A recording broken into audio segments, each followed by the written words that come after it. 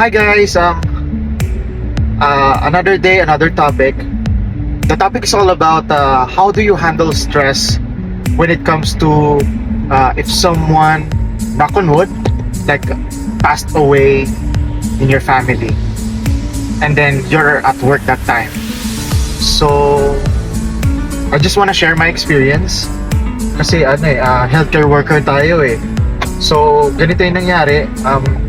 My wife's second mom, like yun yung tumulong sa kanya, nag-aaral siya. So someone passed away, and then her relatives, my wife's relatives, told me that wag mo sabihin muna kasi nasa work yung misis mo, ganyan. So that's what I did. Hindi ko sinabi kasi ayoko ma-compromise yung trabaho ng misis ko eh. So ang nangyari nun, pagka kasi sinabi mo kaagad, depende. Meron kasing hindi kaya ma-handle ang stress eh, lalo na kapag sobrang close mo yung tao. Lutang ka na, as in hindi ka na maka-work ng maayos. That's how we handle stress.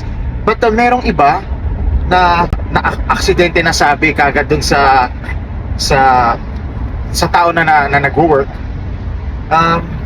Nagtatry kasi magpaalam minsan eh kung sino man yung nag-work, like yung nangyari sa coworker ko. Nagpaalam siya, pinayagan kasi may papalit naman. So depende, situational.